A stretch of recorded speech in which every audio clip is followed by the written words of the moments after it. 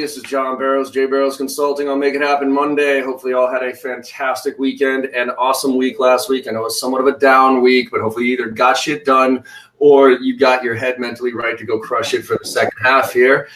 And I am telling you right now, this is one of the podcasts I've been looking forward to the most because Armen from Drift said something a little while ago that blew my mind, and I've been trying to figure it out ever since. And so we're going to dive into that today. But Armen, you want to say hi to everybody and give them a little bit of background of where you're from and what you're all up to these days? Sure. Hi, everybody. How's it going? I'm Armen Zildjian. I'm the VP of Sales here at Drift. Normally, my beard does not look like this, but my sales team crushed it at the end of the quarter, and I let them do what they will with it. So they picked this nice color orange that makes me look like a little bit of a Armenian Irishman or something like that.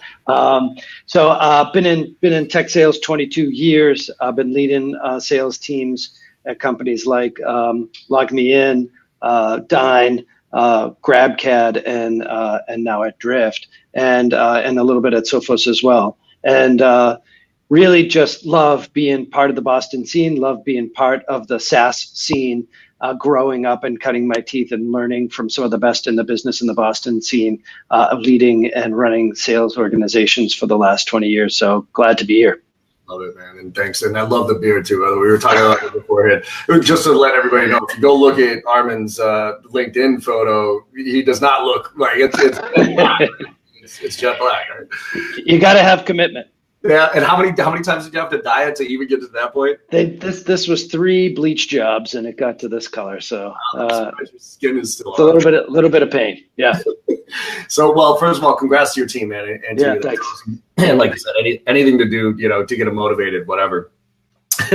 But here's the premise of today's conversation, because, like I said, I think this was probably 6 or 9 months ago, when we first met, where you said something that got my mind really churning in a lot of ways, and it was that we do things as sales reps that automatically trigger the buyer to go into a certain mode. Mm-hmm. Where they stop engaging with us and they start just, okay, now I'm at this stage of the sales process, so this is what my response should be like. And the easy example here is sales rep face-to-face in a meeting, having a good conversation, setting a stage, blah, blah, blah. And then after all the little qualifications, niceties, the laptop comes open, the presentation goes up, and the client immediately goes from engaged and having a conversation to, okay, it's now my time to consume content and not engage, right? Which is not what we want in a demo.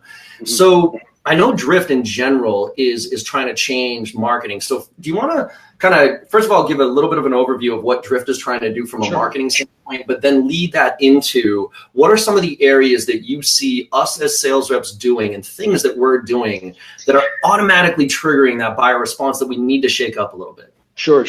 So Drift is a platform that's bringing conversations back to sales and marketing. And so we've created the world's first conversational marketing platform. And what that means is a lot of people think we're just chat, and we do use chat as part of our functionality to engage with customers. But at the end of the day, most of the history of buying has always been facilitated by an end user or a customer having a conversation with a salesperson from the beginning of time, right?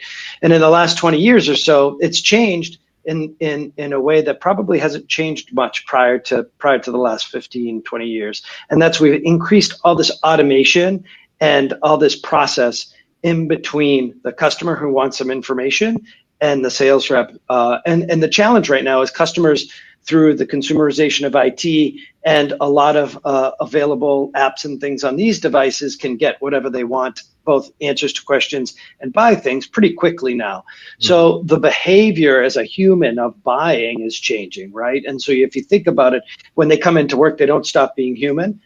They come in and they have those tendencies. And we believe and are placing a bet on the conversations have to come back into the fray in a really real and human way, and that buyers are no longer going to gravitate towards businesses that choose to continue to keep them at arm's length. Give me all your information, and then I'll engage with you, or answer all the questions I have for you, and then I'll give you what you want, right? And so for us, getting the conversation going between the buyer and the seller is of premier importance now. And what we started to notice was And where it started was, hey, people come to your site right now, and the traditional way is they fill out a form, and then a BDR qualifies them, and then gets qualified over to a salesperson. That process can take a couple of hours, or it can take a couple of weeks, we've seen in really poor cases. And what we say is, hey, listen, buyers coming to your site, no matter where they are in the buying process, from early stage sort of research to, hey, I got a fistful of dollars in my hand and I'm trying to spend them with you. Most of the time they get the exact same experience, which is fill out this form and someone will get back in touch with you. And what we say is, if you're putting the buyer first, and saying, hey, you've taken the time out of your day to come to my site and get information, I should do the courtesy of being there and giving you information. A lot of companies are apprehensive about that because, I got a support question, or it's not a really good fit, and therefore they're not qualified, and it's not worth the salesperson's time. And we have AI and some discovery process built into the machine learning of Drift to be able to screen some of that stuff out and really get to the heart of what leads come to your site.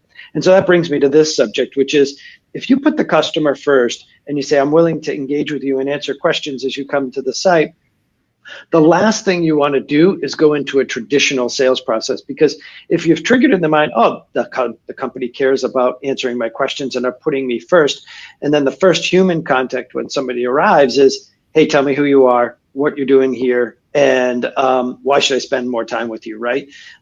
It immediately triggers in the mind of the buyer, oh, I'm going into, I thought this was like this new way, right, of like, I don't have to fill out forms anymore.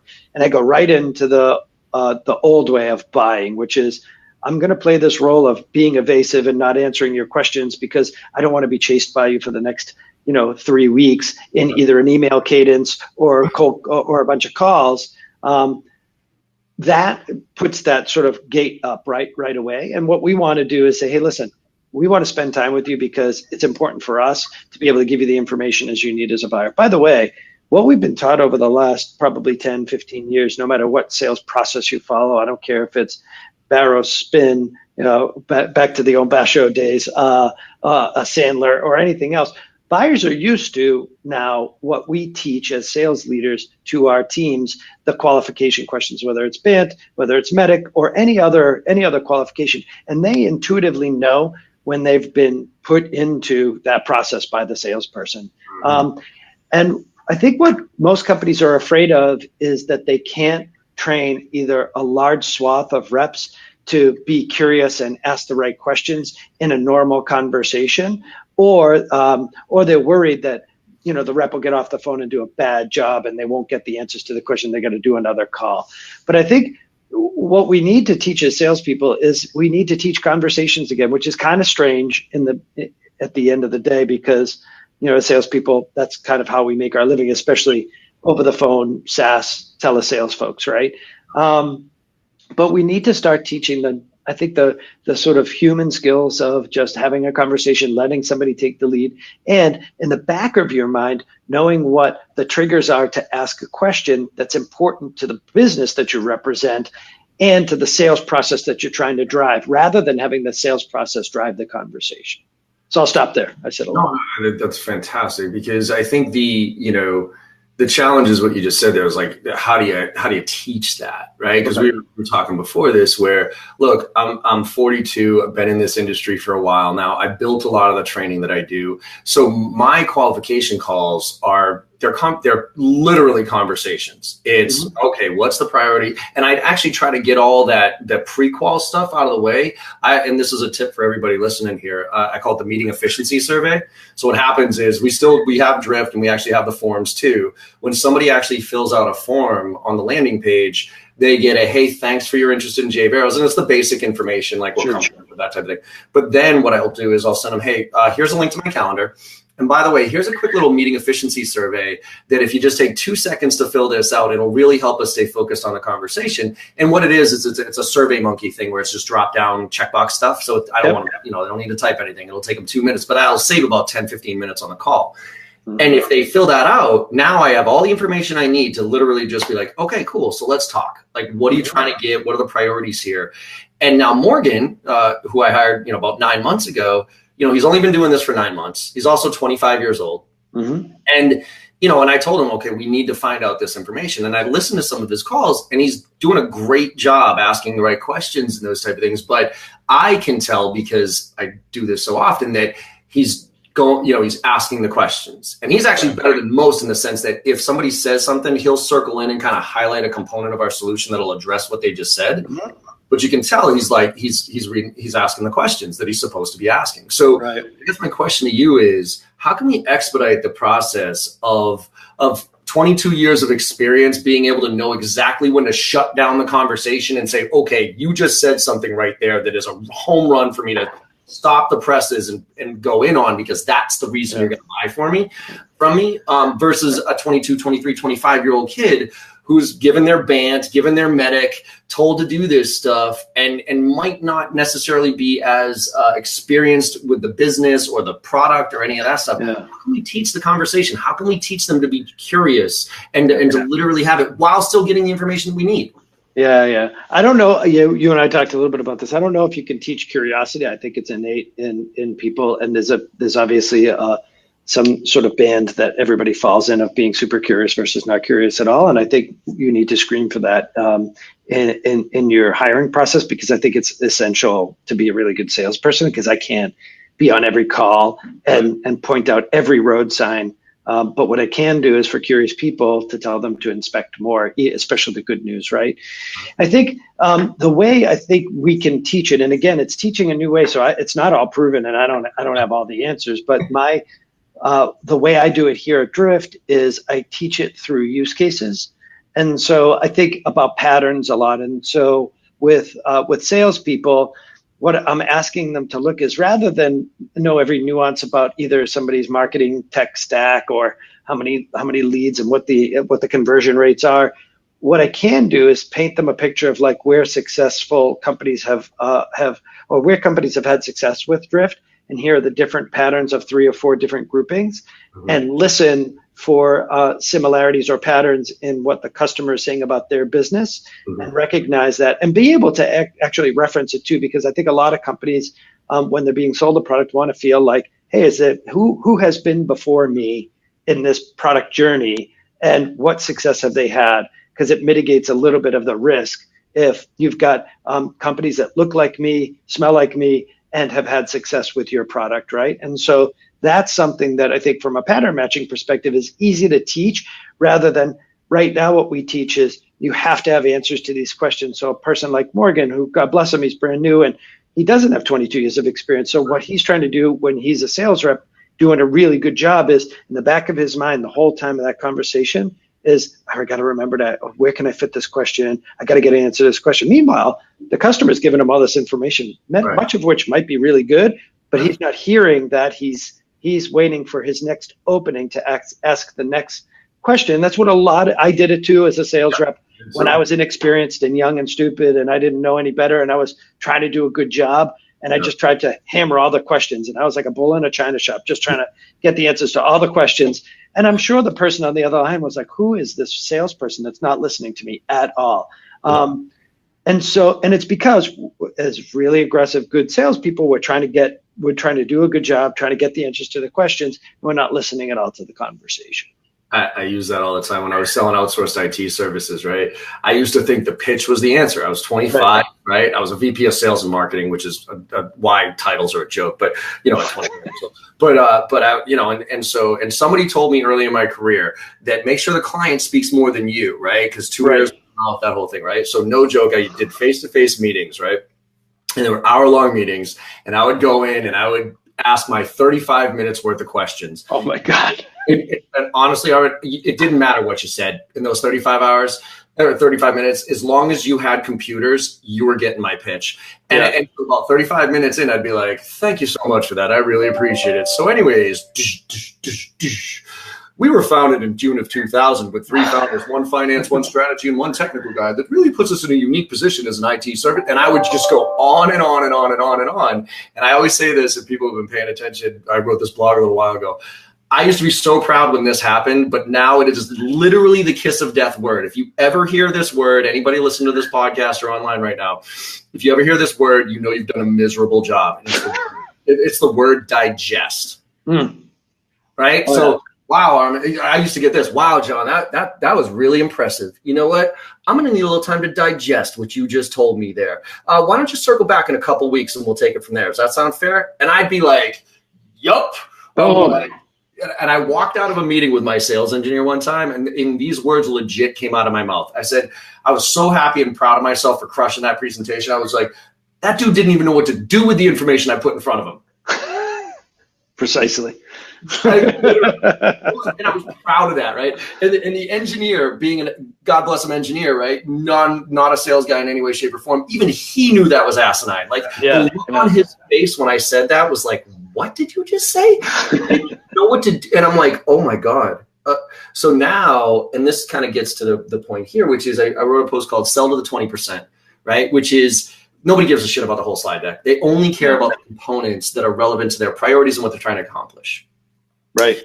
So going back to teaching this, and well, actually, I'm going to shift a little bit. What are some of the other areas? Because we talk about, okay, they fill out the form, they get this, they go through bank qualification. Now I know I'm in the sales process, so I then answer as little as I can, and I tell you to send me information. What are some of the other areas that you see as sales reps that we are triggering people to go into a certain mode that we really don't want them to go into that mode? Probably when you're trying to sell too much to a customer. So all sales reps are trying to hit a number, and God bless them for trying to squeeze every little penny out of every opportunity that they can. But when you try to sell too much or stack a bunch of other stuff in there that potentially doesn't provide value, at least potentially in that moment in time for that customer, you trigger the discount conversation most of the time. And what happens normally is, hey, Mr. Customer, you could do this. And then, by the way, we have this feature and we have this function and you can buy this package and this service package. And you're trying to like optimize it. And you're like, oh, I nailed this. I got him. He's thinking about all this stuff. And what happens is when you try to sell too much, their perception of what's valuable to them was this small chunk here. And then you stacked a bunch of other stuff on it. Now the equation of value in their head is thrown off. And they go, I got to get less for this now because I don't even see the value of all this other stuff that was stacked on it. And you trigger the discount conversation. And what often happens is you'll either lose the deal or you'll not only peel away all the stuff that you tried to stack onto it, you'll probably get less for the core service that they saw value in at the end of the day because you went so hard in that direction. So we at Drift really try to say, hey, listen, what we're trying to do is just get people to start with the consumable amount of value that they can have at that moment in time, rather than stuff the whole cheeseburger in their mouth and say, you should eat all of it because you're hungry right now. Here, take this in one bite, right? So let's take this to bottom up versus top down selling, right? Because I think, the inbound stuff that hits us, whether it's on the website or there's a form that they fill out or Drift that they come in on chat. 9 times out of 10, that's not a CEO saying, "Hey, I'm interested in this," right? Yeah, that's right. Decision maker. It's a user. It's somebody, manager, something like that, looking for it. So that's super. That's evident. How do you? Here's, I guess the question is like there's always this, we got to get to power, right? And there's always that super awkward point in the conversation with a non-power person where you effectively have to say, I know you're not power, and I have to get to your boss. Right. Yeah, so I think the way I coach that, there's 2 things. First, obviously, if you're outbound, always start as high as you can. That's easy. That's pretty obvious. Also, when you're inbound, I challenge my reps to not call the lead first. And what I mean by that is not the person that came to you. Take 3 minutes, do the research in LinkedIn and find out who it is you're talking to. And then do a quick outreach to as high up as you can find in the organization, C-level executive, whoever might that person report up to, and just introduce yourself and say, hey, I'm Armen from Drift. I see that your company is starting to show some interest in Drift. I'm not sure quite yet where the interest is coming from. I just wanted to introduce myself, let you know that I'll be working on your account. If you ever need anything from me, I'm happy to make myself available to you. I'm going to be following up with this other person. And now what that does is, and it doesn't matter if they ever reply to you, what that does is it opened up the channel of communication. And typically, I guess, this is a little bit of human nature. If you've already opened up that channel of communication, if you have to use that channel of communication again, even though that person might not have replied to you, it's perceived as stepping on the person's toes less if you did that communication first than if you did it after I reached out to you. I like that. So that's what we start with. So it's really just a, hey, what's up? We're doing some cool stuff. Just want to let you know. Yeah, and you may or may not be involved in the process. I mean, as much or as little as you want to put into that, but it's an introduction as like, hey, I'm going to be the contact for your company and Drift. If you ever need me, I'm here. If you're part of the process, great. If you're not, I'm going to be working with this person. And so you always have that ability to go back and use that card in your pocket now. You put that in your back pocket and you work the deal. And if you've got to go above, it's not like, hey, you'd never reached out to anybody else in the organization before. I love that because I coach the same stuff, not necessarily using Drift specific, but if somebody comes to, like a lot of reps follow up on inbound leads, the scored lead or whatever. Mm-hmm. And I said, tier them out. You don't want to do this for everybody. Get your tier 1s, tier 2s, tier 3s. Those tier 1s, they come in with a legit IP address, like a legit email, whatever. Take 2 seconds, look at their website because something happened in that business to drive that inbound thing. Okay. And obviously respond to this person, but if you can look for that trigger and say, hey, and then almost treat them as 2 separate conversations to say, hey, I was doing some research and I noticed this happens, which is why I wanted to reach out to you, executive, while this is happening. Now you've increased your chances of engagement, at least, right? That's right. That's right. So I think when we were talking earlier before this is like we're going back to the triggers, right? And so I think what you need to do as a salesperson in this day and age is we've got to give up a little bit of power, right? We want to hold all the power, but at the end of the day, that's not happening anymore with the buyers. People that buy today use their phones all day to buy stuff without having to talk to anybody. Right. And that buyer behavior translates. They don't stop being that person when they come to work. And so they expect to have a little bit more power than they've had in the past. Mm-hmm. And we as salespeople, what we have to do is still get the things we need to get out of that conversation, but still giving the control to the consumer. And in that, if you can do that in a very tactful way, you're going to have a much better sales process with somebody. What we were talking about is like, so when do you kind of like enforce a little bit of the sales process on the visitor while still giving the power away? And I think it's like, if you think about your sales process as in Gates stepping from one step to another, like you as a salesperson need to collect enough information prior to showing your product so that it's a valuable amount of time that person spends with you. Otherwise, you can wander all over your product and services or give them the generic pitch. So I always say, like, listen, I'm glad you came by. I'm super excited to talk to you about it, but I wanted to stop and just understand A, where the interest came from, or B, what did you want to see? So I can we only have a X amount of time on our call today. I want to make sure that I spend the most of that time focused on what you want to see, right? And so there's gates along the way that you can sort of enforce getting information from people, but still giving them the power.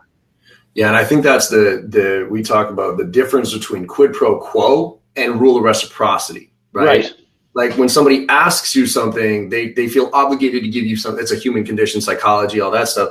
They feel obligated to give you something in return. And if you ask for it right then and there, it's easy. But most people are like, I can't give you a demo unless you give me this information. And then it becomes contentious. Right. But if you phrase it, and this is the phrase I try to help reps connect with, which is, look, I'm thrilled to give you a demo. I actually want to give you the exact thing you're looking for. And in order for me to do that, this is the information that I need from you. Yep.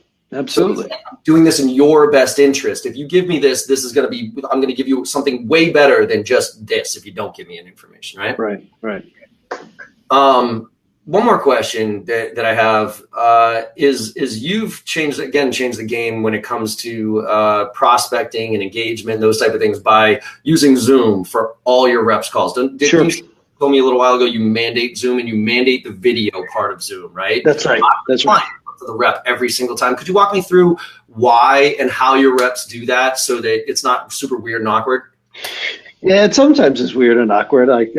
We've had some people like turn on the camera and like still not look at the camera and still be like on their phone over here like this while we're doing a demo. But like whatever, I can't control all humans, right? So, but the reason behind it is back to the point of like we're trying to make that human connection and extend ourselves as a servant to the customer coming through the front door. It's just like you would if you were in a retail store. You wouldn't turn your back on somebody, or you wouldn't look them in the eye, or you wouldn't walk up to them. You wouldn't not walk up to them and ask them what they're looking for, right? Mm-hmm. And we believe that if we can make that human connection, a lot of the barriers that usually are sprung up in a telephone conversation get dropped a little bit when I'm looking you in the face and you're looking at me in the face. Unfortunately, you got to look at the beard today, but you're looking at each other, and you can show that genuine interest, and and you see the business behind me. We're real people. It's a real business, not like a sterile environment where everybody's acting their formal role. Because I think when that formality comes in is when everybody kind of shifts into whatever their perceived role should be. And if you're a salesperson and you don't think that buyers don't understand how we're trained as salespeople to sell, you got something else coming to you. I've seen it over and over again. They take sales classes to learn about how salespeople are selling these days so that they can better manage the conversation, because they don't get what they need from salespeople most often. And so what we try to do is break the barrier down of formality and have a human conversation so that I can see if I can help you or not, right? And so we force people, and we say, even if people don't have their camera on, turn your camera on and show your face. Yeah. And we believe that it makes a material impact on how our sales calls go. So wait, you say that to the customer, even if that's off, or you say that to the rep? I tell the reps that, and the reps sometimes say it on the calls where they'll be like, hey, I don't know if your camera's broken, if you got one of those security things on. Usually we like to see who we're talking to, but if that's not comfortable for you, we're cool too, right? And it also, now they're paying attention. 9 times out of 10, when you're on I'm going to tell you, you're not going to like to hear it. 9 times out of 10, when you're on a telephone sales call with somebody, they're probably doing something else. They're probably answering an email, and they're half listening to you. When they're exactly, and when the screen is on, they can't get away with doing that. You have their undivided attention for whatever period of time you got them for. Yeah, I love that, because it brings the human, and you know this, right? The way that we communicate, 8:35:57, 8% is words, 35% is tonality, and 57% is body language. Yep, it's all body language. Everybody knows, right? Actually, we got 3 minutes. I got one more quick question I'm very curious about. When Drift started compared to where you are now, yeah, I think when you started with the chatbot, right? Yep. You pretend to be human at first, and then realize that was a bad thing, and then switch to not like letting people know, look, I'm not a human. Because I know some chatbots. Chatbots try to get away with, hey, let me help. And it was like, oh, look at this person. They're super responsive to me. And then midway through it, blatantly obvious that I'm talking to a computer would actually piss me off and turn me off. Yeah. You guys take the opposite approach. You're like, hey, I'm a computer. I'm not going to, you know what I mean? So, but we'll get to somebody. Like, was that a conscious decision, or I'm sorry, did that happen to you? It was a conscious decision, and we never approached it the call center way. A lot of that was from call center efficiency, right? We have a bunch of agents in a call center. They got to be able to reply, so we're going to use AI or this bot technology to pretend like the humans already started the conversation, so that we can get the response times down, so people don't feel like they're holding for so long. Right. And what we learned was that we took a chance and said, no, we're going to say it's a bot. And what we learned was, people don't mind talking to a bot if A, they know they're talking to a bot, and B, they know that there's going to be only a short period of time that they're going to talk to that bot before they get what they need. And getting what they need could be talking to a human. It could be just going to rerouted to a different part of the site, or it could be giving them a piece of content that they're looking for.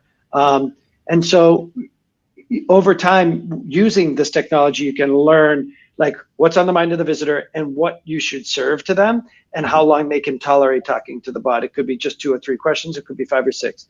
The wrong thing to do is try to replace your sales process with a bot, because it will not work. And people try it, and we always advise not to, and then it goes really bad quickly. It's the same thing with everything else, right? Yeah. The email cadence tools, the phone messaging, the auto dialers, the auto scripts, all of that stuff. Like, there's the human element of sales that will never go away. We just figure out what that is.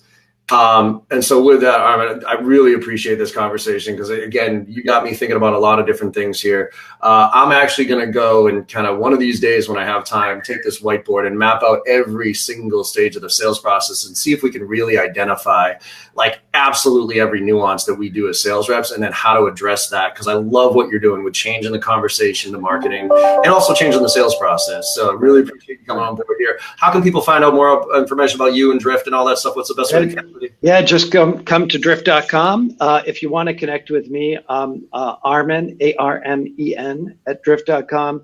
And if you want to connect on my calendar, it's team.drift.com/Armen.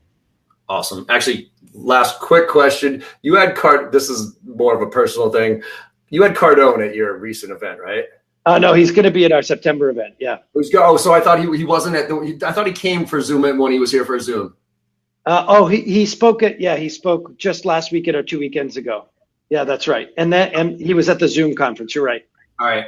I want to talk to you later about how that landed, because I have my own opinions about Cardone. Everybody does. I did it. You know what I did just to kind of clear the air is I went to a boot camp of his just to see for myself. I would recommend if people are interested enough to go check it out. So it's worth that might be another topic for another day. That's absolutely another topic, because my perception is one thing, and I hope it's different. I hope if I went to his boot camp, I'd be like, oh, this is actually some valuable shit. Yeah. We'll catch up, and then we'll do another session on Cardone. I love it.